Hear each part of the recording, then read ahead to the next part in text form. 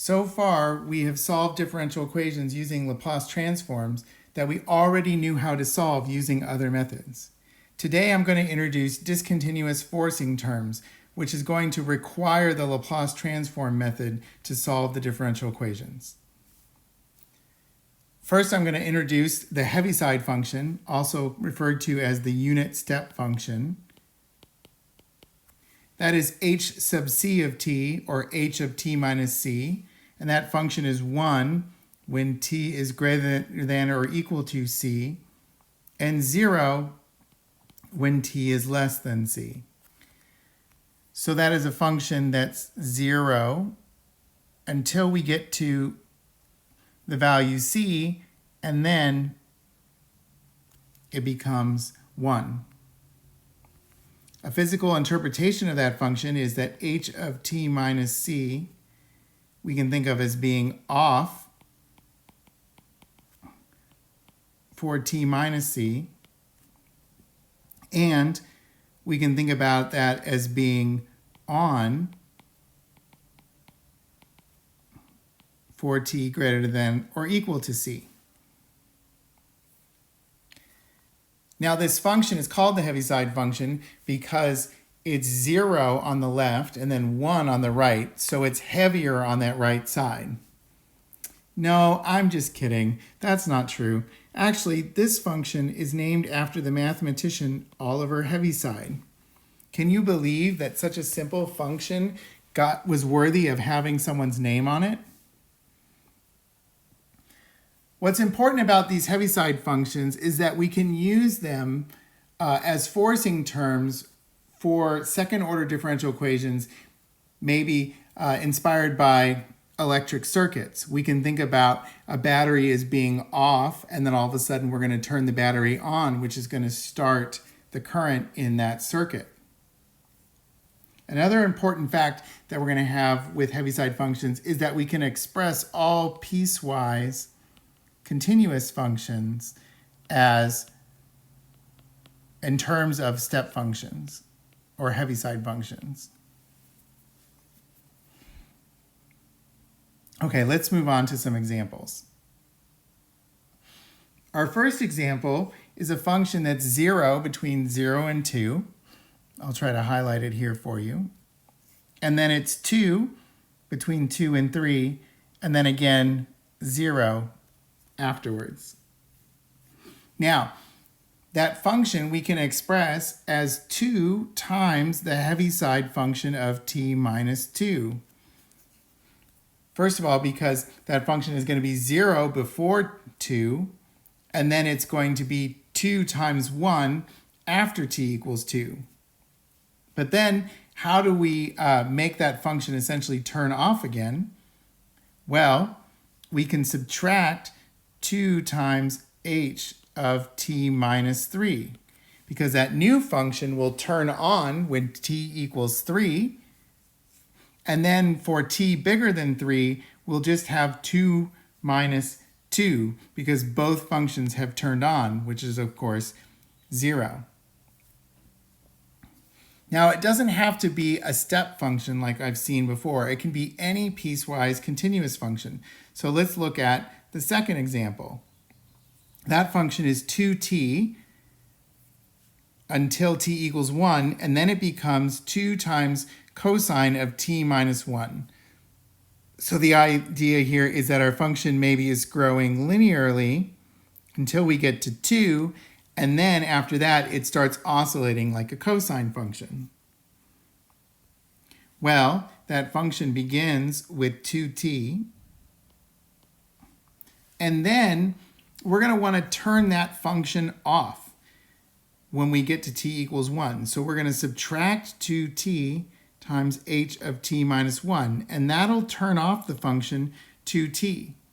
But then we can add the function 2 times cosine of t minus 1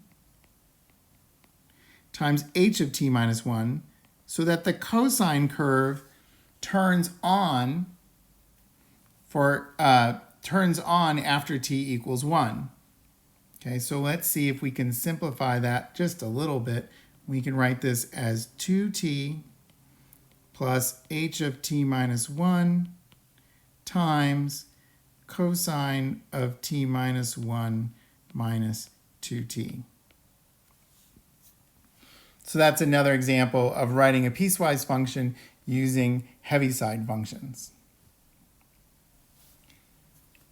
Now, as you may have guessed, the next thing that we're going to try to do is we're going to try to take the Laplace transform of various step functions.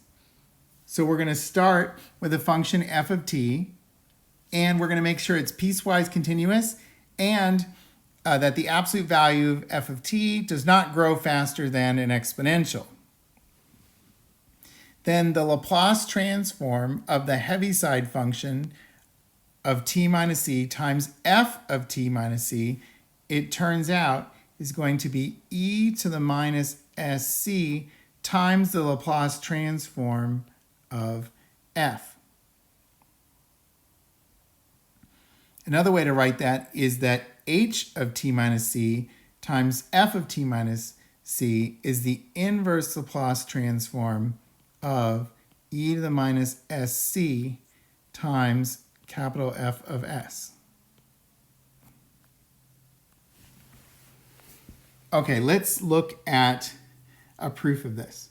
Okay, so we're going to use the definition of the Laplace transform. So Laplace transform of h of t minus c times f of t minus c.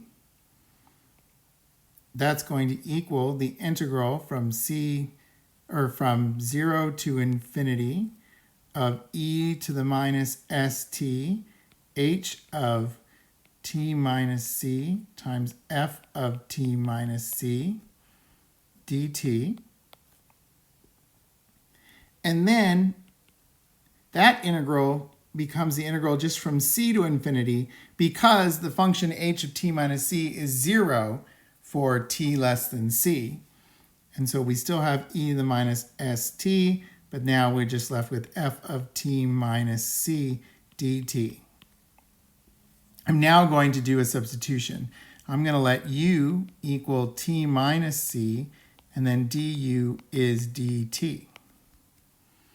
That's going to leave me with the integral from 0 to infinity of e to the minus st, but t is actually u plus c, and I'm left with f of u du. So notice that the limits of the integral changed because originally it was a c, and now u is equal to t minus c, so u is equal to c minus c, or 0.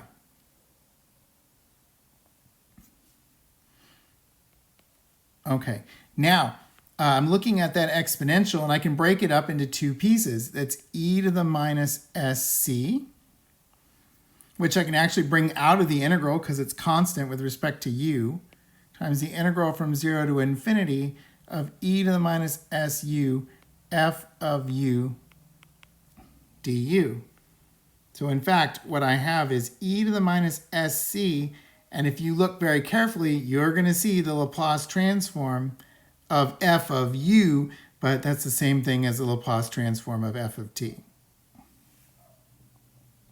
So that actually proves the first part of that theorem. The second part actually just follows from the first part, okay, because of the Laplace transform and the inverse Laplace transform relationship.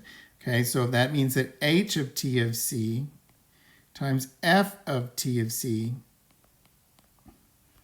that must be the inverse Laplace transform of e to the minus sc times f of s.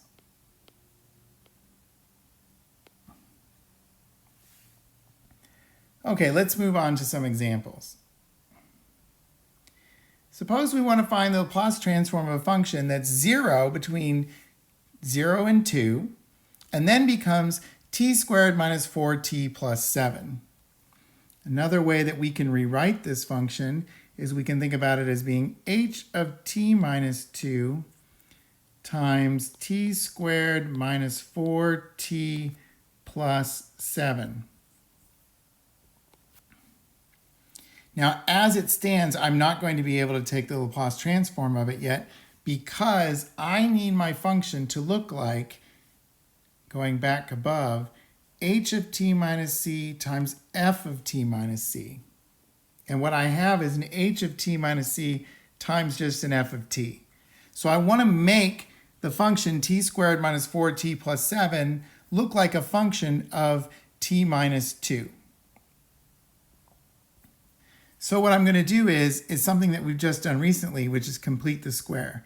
So this is h of t minus 2 times t squared minus 4t plus 4 plus 3. And then I'm going to rewrite that as h of t minus 2 times t minus 2 squared and then plus 3. So now when I take the Laplace transform of f of t, then that's in the nice form of h of t minus 2 times a function of t minus 2.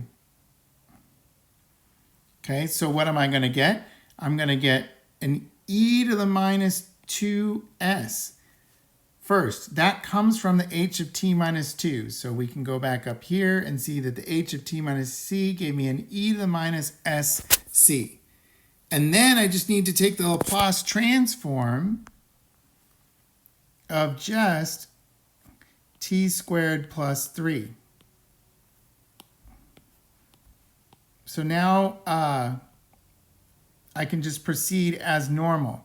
Okay, so I get e to the minus 2s. The Laplace transform of t squared, if I was to use my chart, would be 2 over s cubed. And the Laplace transform of 3 is going to be 3 over s. And now I've found the Laplace transform of f of t. Now let's try to do the reverse. Let's find the inverse Laplace transform of e to the minus 2s over s squared plus s minus 2. So in this case, f of s, I'm going to rewrite as e to the minus 2s over s plus 2 times s minus 1. And then I'm going to rewrite that as e to the minus 2s times 1/3 times 1 over s minus 1 plus 1 over s plus 2. Now what I've done is I've rewritten the denominator using partial fractions. And I'm not going to go through those steps because I went through them during the last lecture.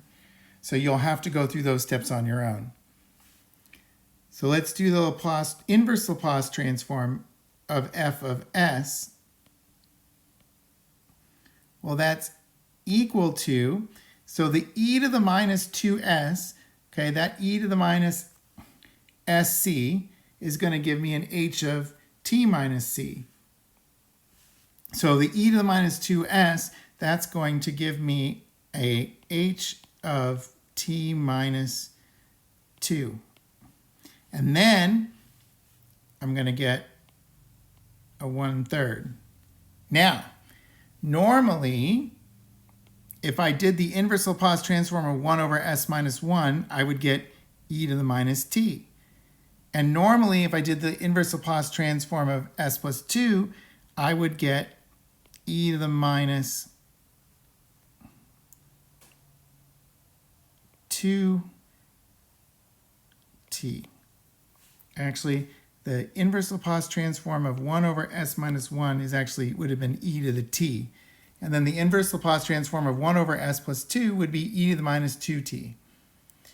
But looking at the formula that you can see at the top of the screen, when I take the inverse Laplace transform of e to the minus sc times f of s, right, I'm supposed to get an f of t minus c. So here, instead of t, I need to have a t minus 2. And instead of 2t, I need to have 2 times t minus 2. And so that ends up being our inverse Laplace transform.